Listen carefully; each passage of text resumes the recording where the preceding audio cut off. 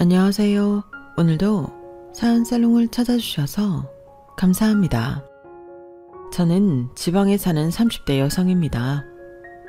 요새 독감이 유행이라던데 다들 몸은 어떠신가요?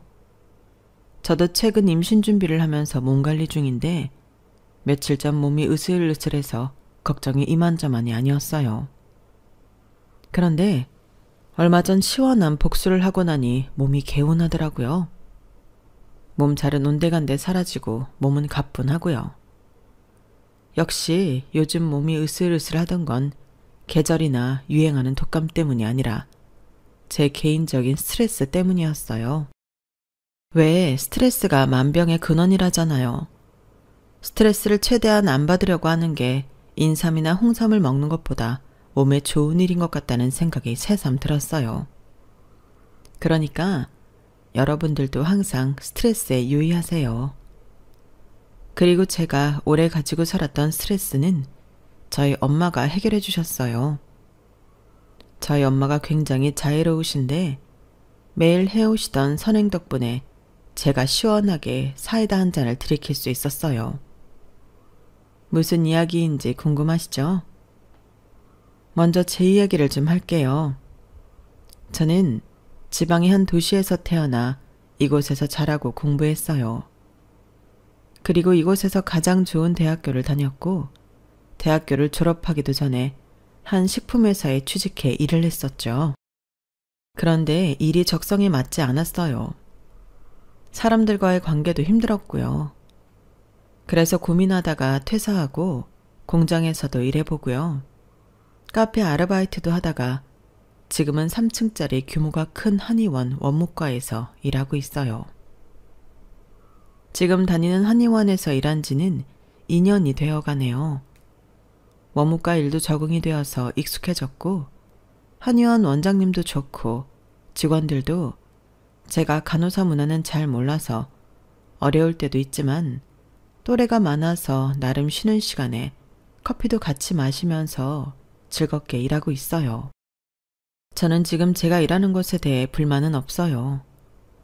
생각해보면 식품회사에 다녔던 때는 많이 어렸던 것 같아요. 업무에 대해 처리하는 게 아니라 이해하려고 했으니까요. 이해가 되지 않는 업무는 좀처럼 해내지 못했죠. 하지만 사실 제가 이해하는 게 얼마나 중요하겠어요? 저는 회사의 부속품일 뿐인데요. 일을 처리하고 해결하는 게 이해보다 먼저죠. 그런데 그런 자세가 부족했던 것 같아요. 지금은 아니에요. 이해가 안 되는 업무가 원무과에선 없기도 하고 무조건 처리하고 해결하기 위해 노력하죠. 그리고 그때는 어려서 그랬는지 융통성도 없었어요. 하나를 무조건 하나의 방법으로만 처리하려고 했죠. 다른 방법을 요구하면 반감부터 들었어요. 어쩌면 그게 또 하나의 좋은 방법이 될지도 모르는데 말이에요.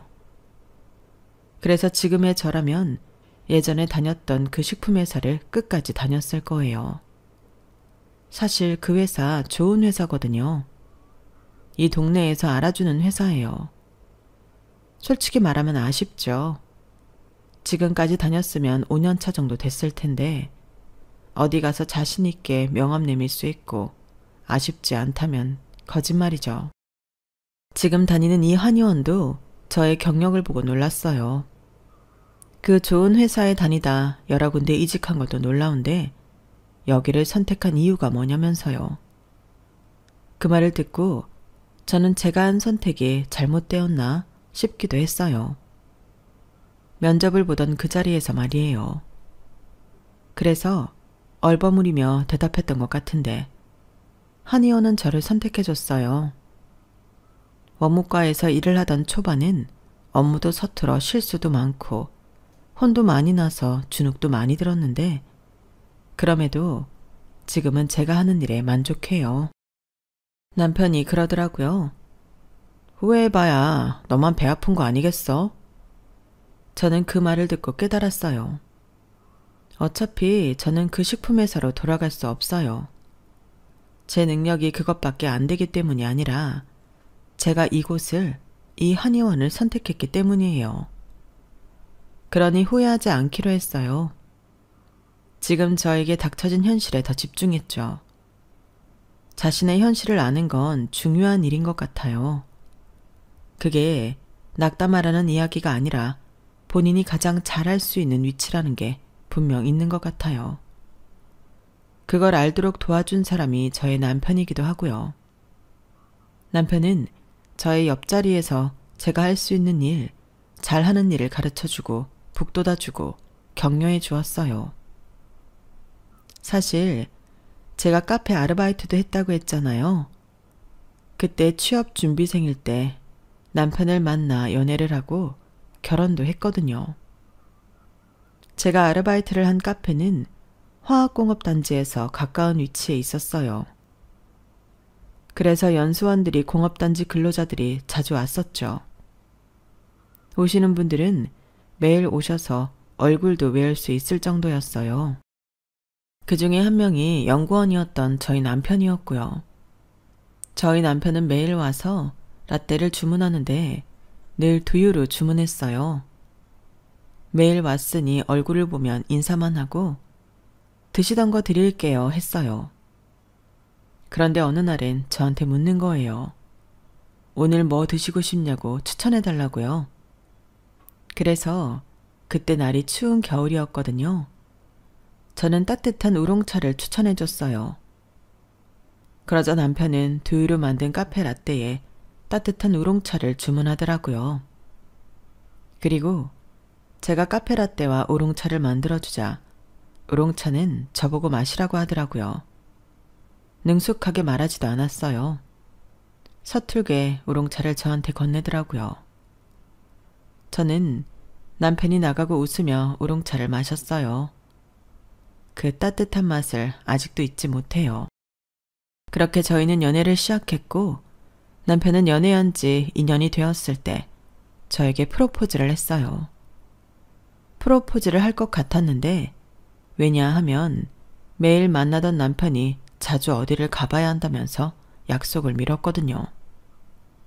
그래서 저는 불안했어요. 그때까지 저는 여전히 카페 아르바이트생이었으니까요. 그때 저는 꽤나 불안정했어요. 계속 취업의 문을 두드리고 있었지만 그 문은 저에게 쉽게 열리지 않았죠. 뭐가 부족한 걸까 매일 생각했어요. 그러면서 이대로 카페 아르바이트생으로 머무르는 건 아닐까? 혹은 이대로 결혼을 하고 고학력자의 주부가 되는 건 아닐까 하면서 말이에요. 지금은 맞벌이 시대잖아요. 아무리 남편이 연구원으로 꽤 많은 돈을 벌고 있지만 아이를 키우고 하다 보면 돈에 허덕일 텐데 요새는 한 아이를 키우는데 3억이 넘게 든대요 글쎄. 그러니 집에서 집안일 하면서 내조만 하고 싶진 않았어요. 게다가 제가 방금 고학력자인 걸 언급했잖아요. 저는 힘들게 대학교를 다녔어요. 처음엔 친정엄마가 대학교도 꼭 가야 하냐고 물으셨어요. 돈이 없어서요. 그렇다고 제가 월등히 공부를 잘했던 것도 아니에요. 보통 수준, 딱 보통 수준이었죠. 그러니 장학금을 받고 들어가지도 못했고 이후에도 장학금을 받을 일은 거의 없으니 엄마도 걱정이셨던 거죠. 지금은 저도 이해해요. 하지만 그땐 이해가 안 돼서 무작정 가야 한다고 나도 남들만큼 경험하고 싶다고 떼를 썼어요. 그리고 부모 이기는 자식 없다죠. 저는 대학교에 입학해 학교를 다녔어요. 그리고 지금까지 학자금 대출을 갚고 있죠. 그러니 제가 결혼을 해서 주부의 삶을 선택하면 저희 친정엄마는 속으로 그러실 거예요. 겨우 집에서 살림하려고 대학교를 가겠다고 온갖 떼를 썼냐? 설령 그러지 않을지라도 저는 싫었어요. 그리고 저는 내조를 그렇게 잘할 것 같지도 않았고요. 이 도시 토박이로 살면서 집에서 떨어져 본 적이 없어서 집안일 한번 제대로 배워본 적이 없는걸요. 그래서 남편이 프로포즈를 했을 때 기쁘면서도 몹시 망설였어요. 그러자 남편이 당황해서 무슨 일 있냐고 묻더라고요. 프로포즈 해줘서 고마워. 고마운데 나는 이대로 결혼 못해. 최소한 내가 직업이 있어야지. 안 그래? 요새 아이 키우는데 3억이 넘게 든대. 한 아이당.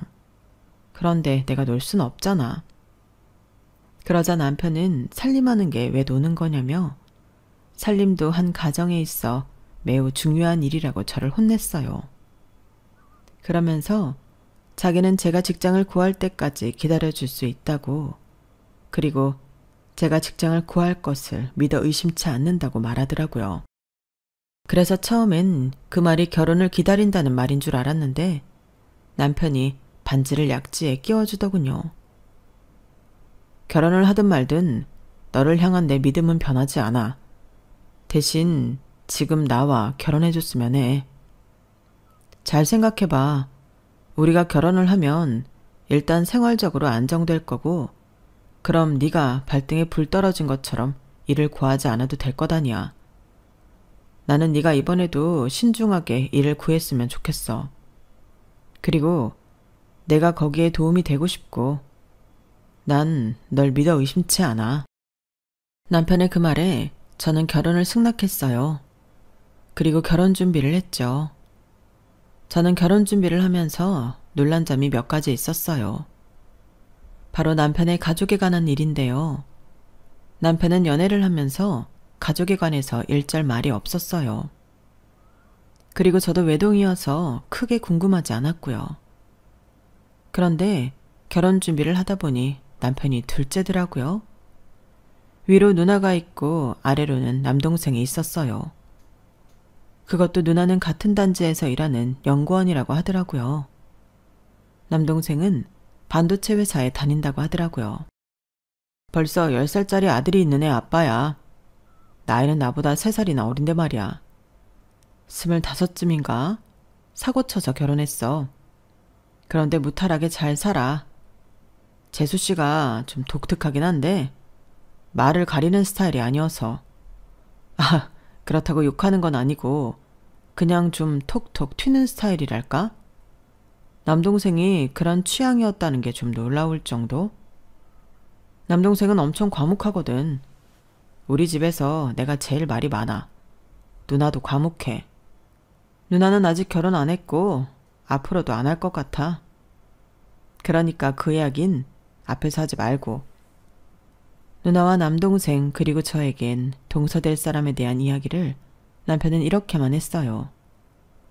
그 뒤로 더 이야기하지 않았죠. 저도 달리 궁금한 게 없었고요. 그리고 상견례 날짜가 다가왔어요. 상견례 때 저는 남편의 가족들을 모두 볼 수 있었어요. 저는 친정 엄마와 저밖에 없는데 남편은 시어머니, 시아버지, 새언니, 도련님, 동서, 10살 된 조카까지 수가 너무 많았어요. 그래서 남편과 새언니는 저희 쪽에 앉아야 했어요. 그런데 그 모습을 동서가 보더니 그렇게 한 가족 같네요 하는 거예요. 그 말에 시어머니는 기분이 상하신 것 같았어요.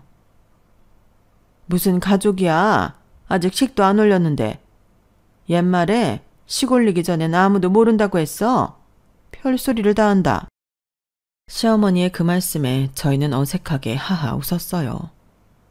그리고 지금이라도 더 넓은 자리로 바꿔야 하지 않냐고 남편에게 물었죠. 남편은 괜찮다고 말하며 제 옆에 꿋꿋이 앉아있더라고요.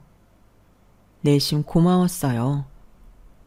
남편의 형제들은 참 많이 닮았더라고요.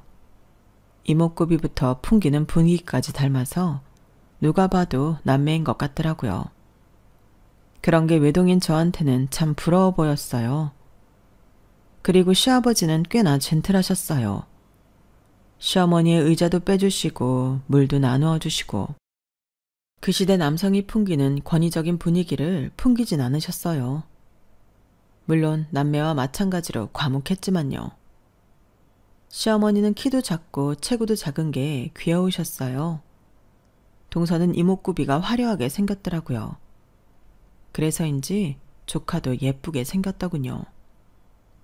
식사가 나오고 남편은 저희가 어떻게 만났고 얼마나 만났는지, 어떤 마음으로 결혼을 준비하고 있는지 설명했어요.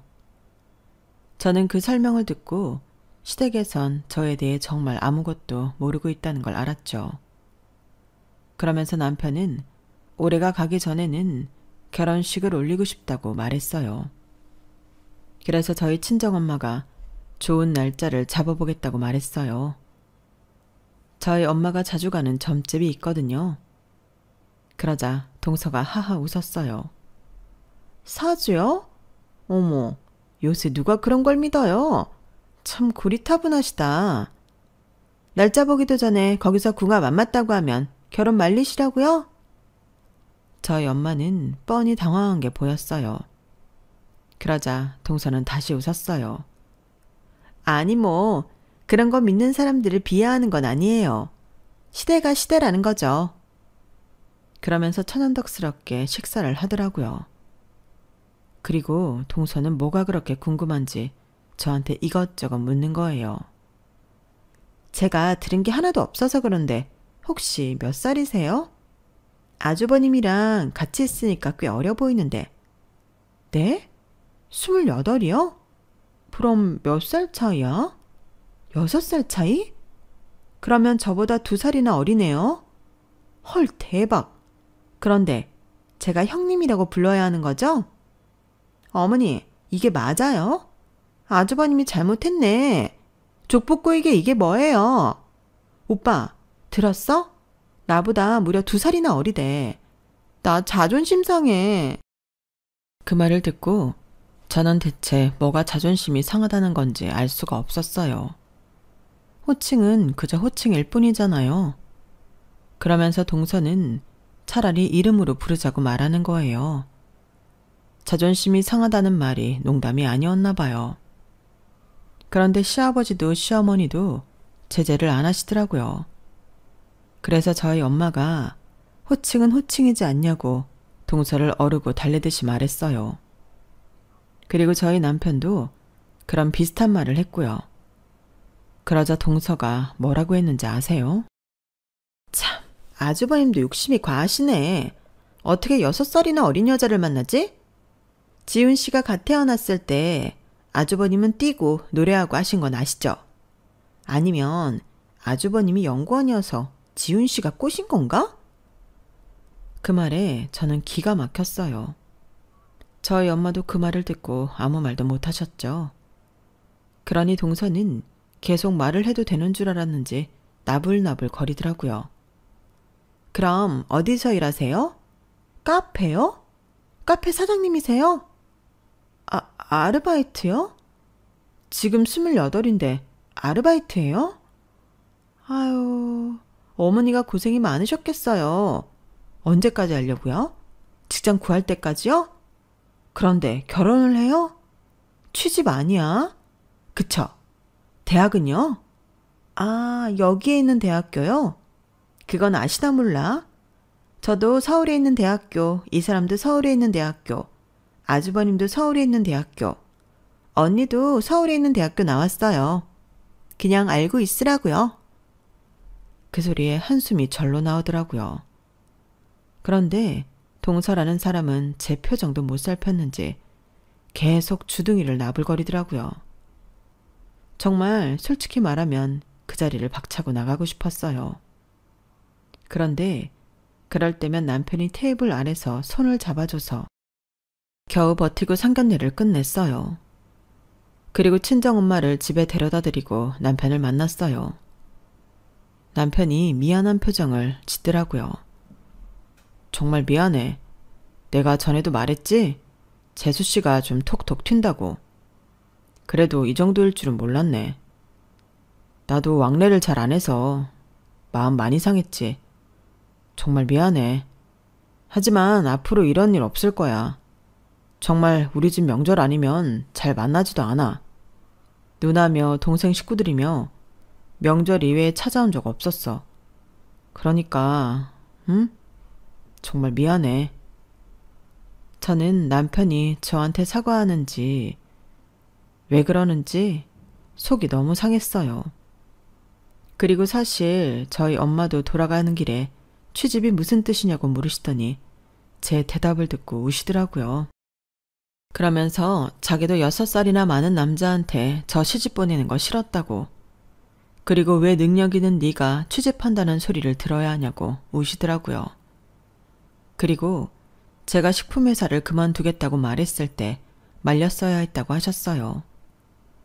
그런 말을 들으니 저를 부정당한 기분이 들기도 하고, 아무리 남편의 사과를 들어도 이런 집안과 결혼을 해야 하나 싶기도 했어요. 제가 그렇게 말하자 남편은 무릎을 꿇고 싹싹 빌었어요. 정말 앞으로 그럴 일 없을 거야. 명절 아니면 마주칠 일도 없을 거고, 재수 씨가 그런 말하면 내가 한 소리 할게.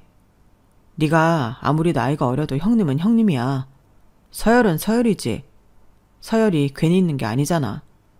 그러니까 그런 말 하지 마.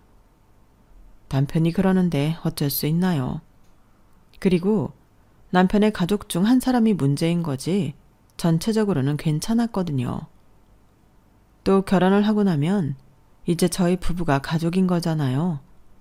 제 1의 가족 말이에요. 그러니 저는 명절에만 본다는 남편의 말을 믿기로 했어요. 하지만 제가 결혼한 직후 동서가 10년 만에 임신을 하면서 상황은 달라졌어요. 동서는 임신을 하고 육아휴직을 했어요. 그것까진 알겠어요. 10년 만에 가진 아이니까 얼마나 소중하겠어요. 하지만 제가 이해하지 못하는 건 왜 제가 일하는 카페에 매일 출근 도장을 찍느냐는 거예요. 정말 동서는 매일같이 제가 일하는 카페에 왔어요. 와서 매일 다른 메뉴를 시키고 빵도 시키고, 그리고 그걸 계산하게 했어요. 조카가 먹는 건데 아깝냐면서요. 그러면서 카운터 앞에 자리를 잡고 앉아 저를 감시했어요.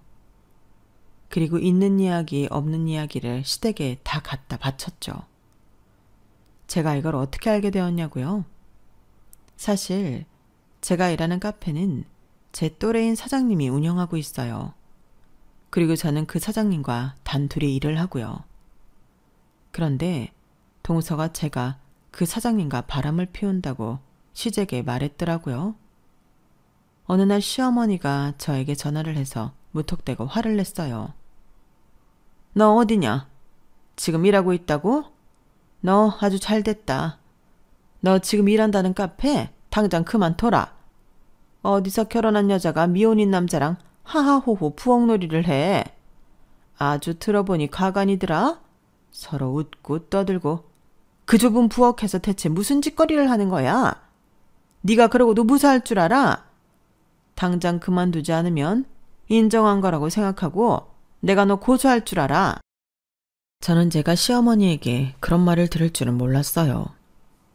체구가 작고 귀여워 보이던 시어머니가 그런 말을 할 줄 아는 사람인지도 몰랐고, 제가 그런 말을 들을 정도로 잘못한 거란 생각도 못했죠. 물론 오해였어요. 저와 사장님은 절대 그런 사이가 아니었어요. 저희는 일하면서 사장님과 사적인 대화도 하지 않았죠. 저는 사장님 이름도 키오스크 앞에 적힌 계좌번호 및 이름을 보고 알았는걸요. 그리고 솔직히 말하면 사장님이 얼마나 무뚝뚝한데요. 호흡을 맞춘다고 제가 고생한 걸 생각하면 그런 오해는 너무 억울했어요. 그래서 시어머니 얘기 아니라고 부끄러운 짓 한 적 없다고 말했어요. 그런데 시어머니는 제 말을 믿지 않으셨어요. 어디서 거짓말이야. 다 보고 들은 사람이 있는데 우리 은정이가 없는 이야기 지어내려인 줄 알아? 은정이는 동서의 이름이었어요. 그렇게 저는 이 얼토당토 않은 소문을 동서가 냈다는 것을 알았어요. 그리고 동서는 그런 짓을 하고도 뻔뻔하게 카페에 왔죠. 시어머니가 전화한 당일에도 카페에 왔고요. 그 다음 날에도 매일 카페에 왔어요. 그리고 시어머니는 매일 저에게 전화를 해서 카페 일을 그만두라고 하셨고요. 결국 이 이야기는 남편에게까지 들어가서 남편도 저를 의심하는 것 같았어요. 남편이 은근히 그만두었으면 하는 눈치더라고요. 언제는 둘이 사소한 일로 다퉜는데 그때 제가 바람을 쐬러 나가려 했단 말이에요. 그러니 남편이 저를 잡으며 화를 내더라고요. 어디가? 이 늦은 시간에 바람을 쐬러? 거짓말하지 마. 어디 갈 데가 있단 소리지. 믿을 구석이 있단 소리지? 저는 그 말을 듣고 남편이 저와 사장님 사이를 단단히 오해하고 있다는 걸 알았어요. 그래서 저는 다툰 건 둘째치고 오해를 풀어야 할 것 같아서 오해라고 말했죠. 하지만 남편은 확실히 믿지는 않더라고요. 그런 눈치였어요. 그런 일도 있고 하니 그 다음날 결국 참다 못한 제가 동서에게 상황을 물었어요. 동서는 제가 퇴근을 하면 같이 카페에 나와서 제가 집까지 데려다 줬거든요. 올 때는 제가 일찍 출발하니 따라오고요. 그런데 동서는 천연덕스럽게 안전벨트를 채우더라고요. 제가 뭘요? 제가 본 걸 말씀드린 건데요. 솔직히 형님도 그분한테 마음이 전혀 없진 않잖아요. 눈빛이 다르던데 뭘. 아마 아주버님이 그 모습 보면 눈물이 다 날 거예요. 안 그래요? 그래서 제가 막 화를 냈어요. 어떻게 그런 유언비어를 퍼뜨리냐고요. 그러니까 동서는 배를 만지면서 아기가 들으니 흥분하지 말라고 하더라고요. 그러면서 제가 운전하기를 기다리길래 제가 차 문을 열었어요. 내리라고요. 그러자 동서는 당황하더라고요. 그래서 제가 동서를 끌고 차에서 내리게 한 뒤에 혼자 출발했어요. 그러니 시댁에선 난리가 났죠. 시어머니는 저에게 전화해 어디 임산부를 그렇게 버리고 가냐고 노발대발을 하셨어요. 그리고 다음날 시댁에 온 가족이 집합했죠. 저는 가고 싶지 않다고 남편에게 말했는데 남편은 아직도 저를 의심하는 눈치였어요. 그래서 어쩔 수 없이 저도 시댁에 갔죠.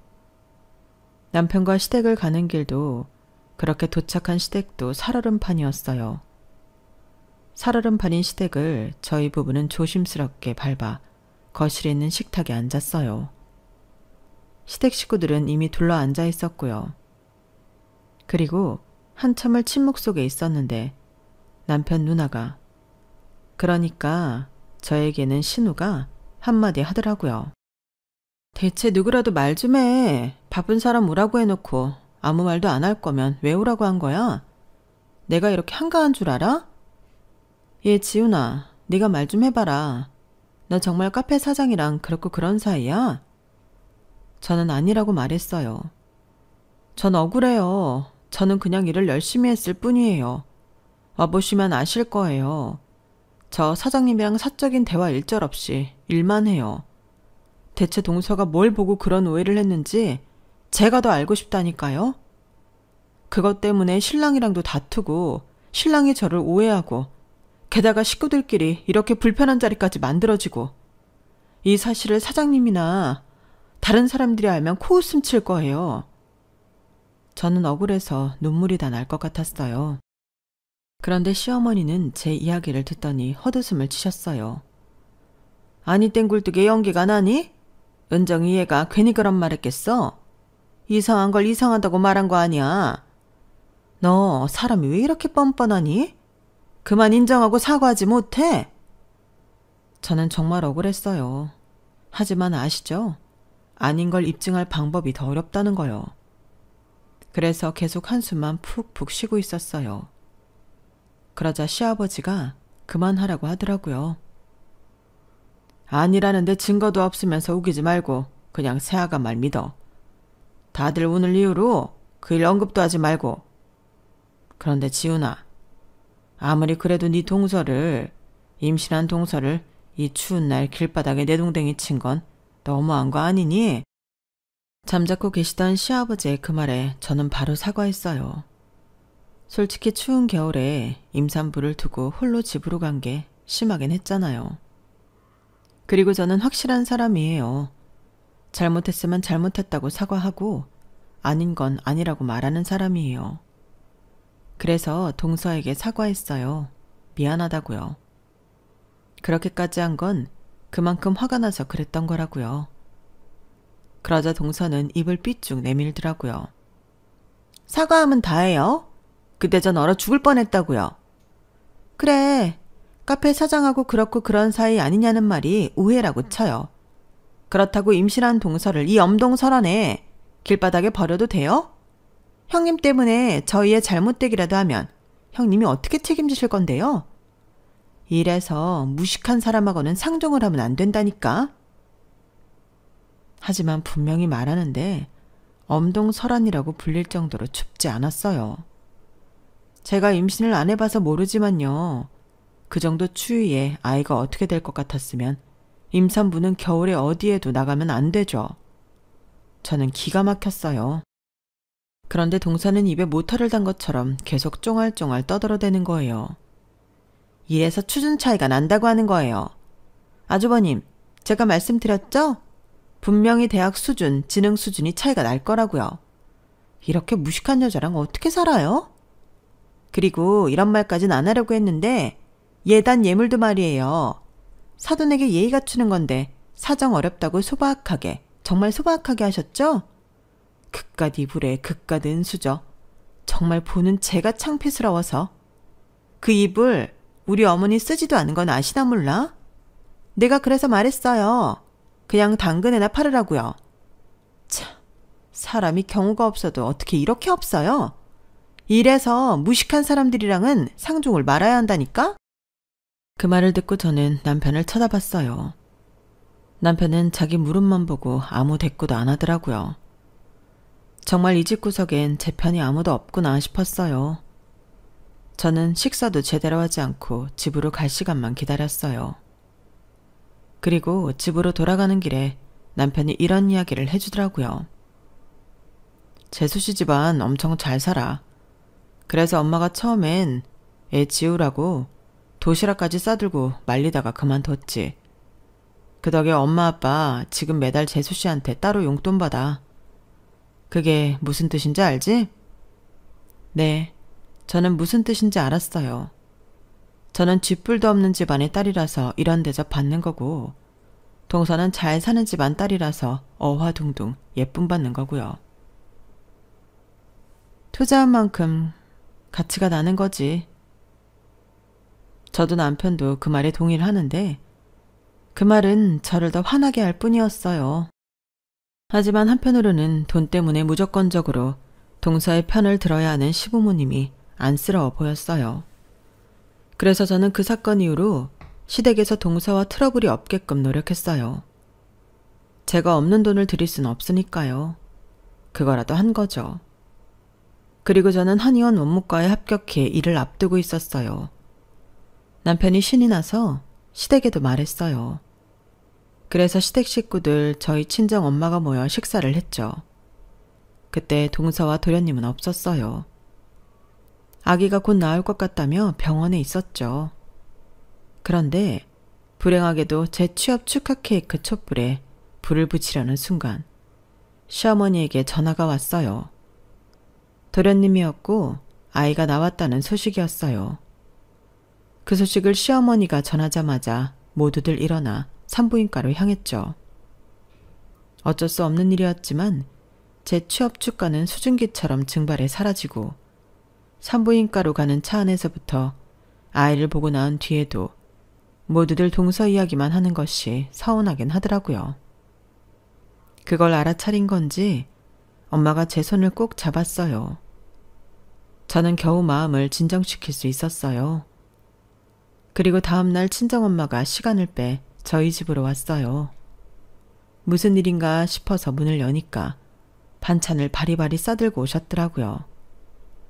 이게 뭐냐고 물으니 아이 낳은 거 뻔히 다 알고 봤는데 모르는 척 넘어가기 그래서 동서를 위해 반찬을 좀 만들었대요. 저는 동서가 까탈스럽게 굴지 않을까 걱정했는데 가져다 주니 잘 먹더라고요.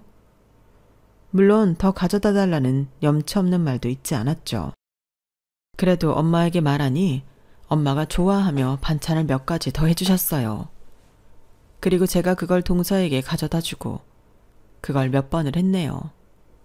아니, 동서가 육아휴직을 끝내고 복직하고 나서도 동서는 저희 엄마 반찬을 가져다 달라고 말했어요. 그러더니 언제는 동서의 이름으로 부재중 전화가 2통이나 와 있더라고요.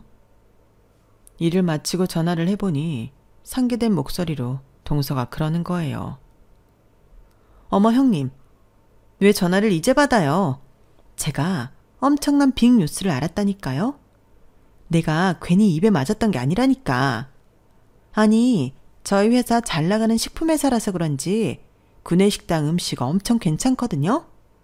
다들 그래서 질린 사람 아니면 나가서 잘 안 먹어요. 그건 저도 알고 있었어요. 저도 그 식품회사 다녀봤으니까요. 그때도 음식이 참 괜찮았어요. 그런데 아직도 그 맛을 유지하고 있나 보더라고요. 근데 저는 동서가 대체 무슨 말을 하려는지 도통 알 수가 없었어요. 아니 왜 모르는 척을 하세요? 아줌마 여기서 일하시잖아요. 아니 형님 엄마 말이에요. 여기 주방에서 일하던데요? 내가 오늘 괜히 주방 안을 보고 싶더라. 보니까 딱 있던데 그걸 여태 몰랐네. 아무튼 그래서 반찬이 입에 맞았나 봐요. 그런데 형님은 왜 그런 걸 이제껏 말 안 했어요? 뭐 하긴 엄마가 주방에서 일한다고 하면 좀 그럴 수도 있겠다. 아무튼 그래서 아줌마한테 반찬 잘 먹었다고 그랬네요. 그리고 아줌마 내일은 쉬신다고 하더라고요. 그래서 반찬도 좀 부탁했어요. 동서는 저희 엄마를 아줌마 하면서 동네 아줌마 대하듯이 말했어요. 그리고 저는 동서와 전화를 끝내고 엄마에게 전화를 걸었죠. 엄마가 힘없이 받으시더라고요. 그래서 제가 무슨 일 있냐고 하니까 별일 없다고 하더니 결국 이런 말을 하시더라고요. 아니 네 동서가 온 동네방네 자기 형님 엄마라고 날 소개하는 거야. 참 나쁘끄럽게 말이야. 그리고 요구르트는 한 사람당 하나씩 나오는 건데 그걸 5개는 집어가더라. 그러면서 그때 오해했던 이야기도 사람들한테 하고 퇴식구에 그릇도 안 놓고 가고 같이 일하는 사람들이 뭐 저런 사람이 있냐고 하는데 내가 뭐 대놓고 이렇다 저렇다 말할 수도 없잖니? 이럴까봐 내가 상견례 때 여기서 일한다고 말 안 한 건 아닌데 얘 내 생각보다 더하더라. 저는 그 이야기를 듣고 무척 화가 났어요. 그래도 저희 친정엄마는 제 가족이라고 쉬시는 날 반찬을 해서 보내주셨어요. 저는 그걸 동서에게 가져다 두러 가면서 오늘은 한마디를 해야겠다고 생각했어요. 그런데 동서는 제 마음도 모르고 반찬을 받고 좋아하며 냉장고에 넣더니 설거지도 안 한 반찬 그릇을 제가 들고 온 종이가방에 넣더라고요. 그리고 선물 세트를 건네는 거예요. 뭐냐고 물으니 저희 엄마 가져다 주라고 하더라고요. 그런데 자세히 보니 이미 한번 뜯은 거였어요. 아, 뭔지 몰라서 한번 뜯었는데 괜찮죠? 저희는 이런 거 잘 안 먹어서. 그런데 아줌마 머리 나쁜 게 형님하고 비슷하네요. 꼬등의 조림이 뭐야? 동서는 엄마가 적어놓은 반찬 이름을 보고 웃었어요. 하지만 그건 오타가 아니에요. 꼬등에는 고등어의 전라도 사투리죠. 그런데 동서는 저희 엄마가 무식하다는 듯이 말했어요. 사투리가 무식한가요? 그럼 표준어만 유식한 거고요. 그래서 저는 친정엄마에게 전화해 이제 반찬 만들지 말라고 말했죠. 그 뒤 동서에게 엄마가 요새 반찬 만들 시간이 없다고 말하니 입을 삐쭉 내밀면서 투정을 부리더라고요. 정말 누가 보면 동서가 저희 집 딸인 줄 알겠어요. 그러다 어느 날 저희 엄마한테 문자가 온 거예요. 네 동서 연락받지 마라. 그리고 귀신같이 동서에게 전화가 왔어요. 저는 엄마 말을 듣지 않고 동서의 전화를 받았죠. 어떻게 해요 언니? 저 이제 잘릴지도 몰라요. 일로 어떻게 하면 좋아요? 대뜸 이렇게 말하는 거예요. 그래서 무슨 일인데 그러냐 하니까 동서는 훌쩍였어요. 제가 아줌마, 아니 사무국장님을 몰라 배워서 일이 이렇게 되었는데 어떻게 하면 좋아요? 그걸 다 대표님이 보고 계셨는데 저 이제 잘리는 거 아니에요? 형님이 제발 아줌마 아니, 사무국장님한테 말씀드리면 안 돼요? 제발 부탁이에요. 저는 동서의 전화를 받고 일이 어떻게 된 건지 대충 감이 왔어요. 혹시 복수불 반분이라는 말 아시나요? 엎어진 물을 주워 담을 수 없다는 뜻이죠. 지금 동서의 모습이 딱 그것이었어요. 이게 무슨 말이냐면요. 사실 저희 친정엄마는 한 식품회사 식당에서 근무하고 계시지만 한 보육원의 사무국장이기도 하세요. 식당에서 근무하신 지는 저희 아버지가 암으로 투병하셨는데 그때부터였고요. 보육원의 사무국장이 되신 지는 10년이 되었어요. 10년 전에 무슨 일이 있었길래 저희 엄마가 한 보육원의 사무국장이 되었는지 말씀드리기 전에 간단하게 저희 부모님 이야기를 할게요. 저희 엄마는 저희 아빠를 보육원 봉사하시며 만났어요.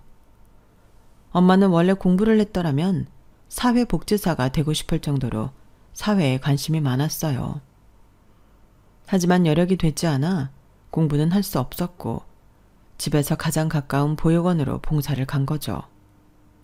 그리고 거기에 이미 봉사를 하고 있던 아버지를 만난 거예요. 그들은 죽이 척척 맞는 동료였어요. 눈빛만으로도 뭐가 필요한지 알았고 뭐가 문제인지 알았죠. 그래서 부쩍 친해져 서로 있는 이야기 없는 이야기를 하다가 연애를 하게 되었어요. 그리고 결혼을 했고 결혼을 하고서도 봉사를 멈추지 않았죠. 저희 친정엄마는 늦게 저를 임신했는데 임신을 하고도 태교에 좋을 거라며 봉사를 하셨어요. 저를 낳고도 주말만 되면 보육원으로 가셨어요. 저를 데리고요. 그래서 저는 많은 친구들과 함께 놀면서 컸어요. 주말만 되면 언제나 친구가 있는 놀이터에 가는 기분이었죠. 그러다 제가 22살 때 아버지가 대장암 말기 선고를 받았어요. 예후가 좋지 않았죠. 그 이야기를 듣고 저희 엄마는 한 식품회사 구내식당에서 근무하기 시작했어요. 늦은 오전부터 오후까지 구내식당에서 일을 하고 병원으로 퇴근해 아버지를 돌봤죠. 하지만 아버지는 괜찮아지지 않았어요. 결국 연명치료를 거부하고 집으로 돌아가 집에서 돌아가셨어요. 유언을 남기시고요. 아버지의 유언은 이거였어요. 자신이 평생을 봉사한 보육원에 기부 한번 하지 못한 게 마음에 걸리셨나 봐요. 자기 앞으로 들어놓은 보험금과 재산을 보육원에 기부하겠다는 말을 남기셨어요. 그리고 엄마는 아버지의 그 뜻을 따라 보육원에 기부를 했죠. 서명을 하기 위해 보육원 사무실을 열었어요. 그런데 대표 자리에 앉아있던 사람이 벌떡 일어나는 거예요. 이제 오셨어요? 겨우 만났네요. 뜬구름 잡는 소리에 엄마가 고개를 갸우뚱하다가 이내 하고 놀랐어요. 대표님 아니십니까? 대표님이 여기 어쩐 일로? 알고 보니 엄마가 일하는 식품회사에서 보육원에 오랫동안 봉사를 하다가 그 시점으로부터 몇 해 전 인수를 했다네요.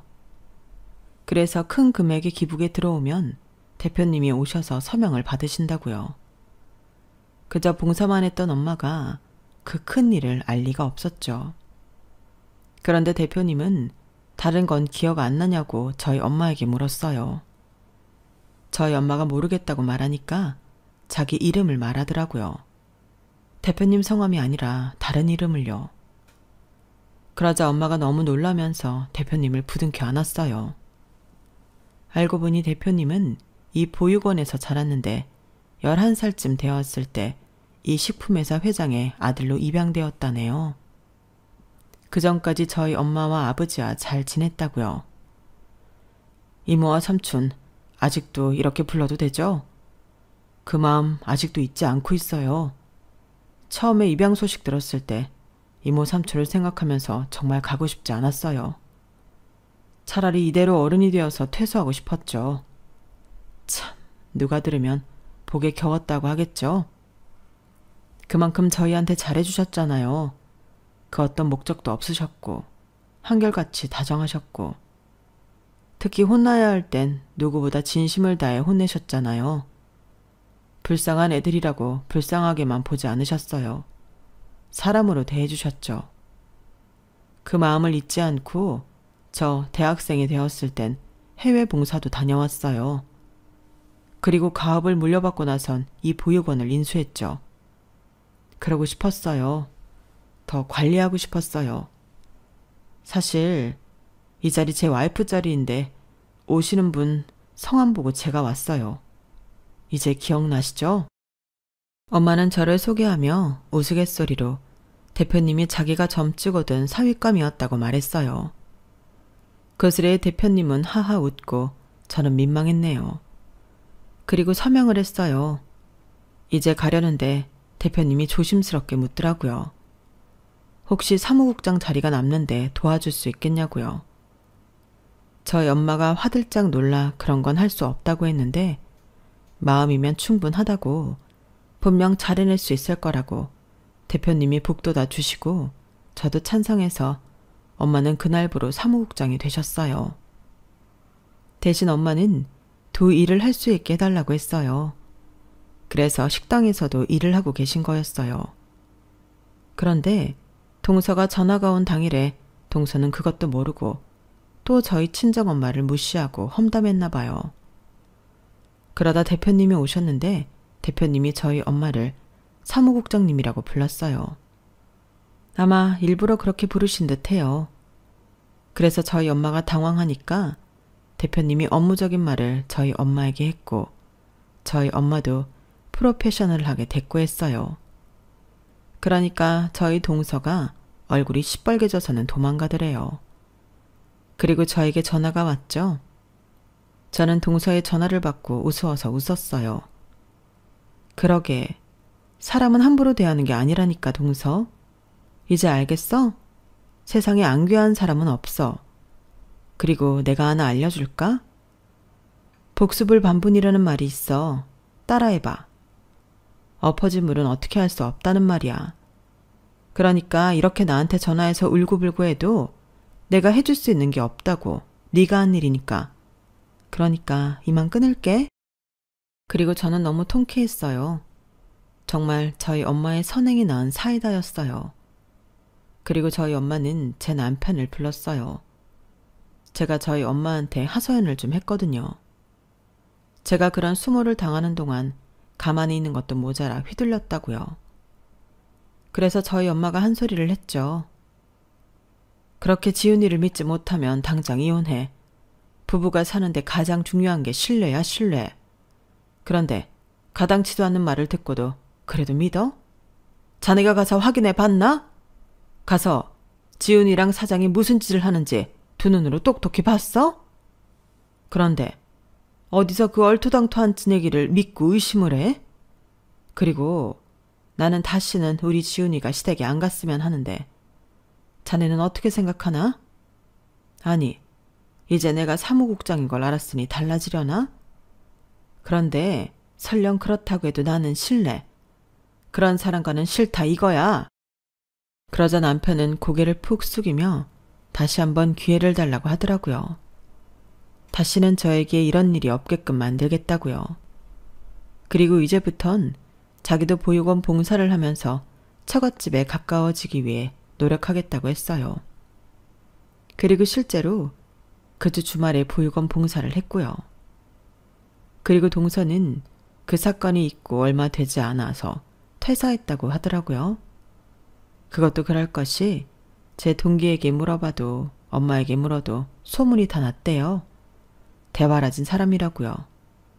그리고 회사에서도 그런 짓을 했는지 그럴 줄 알았다 하는 사람도 있었고요. 그러니 어디 창피해서 못 다니죠.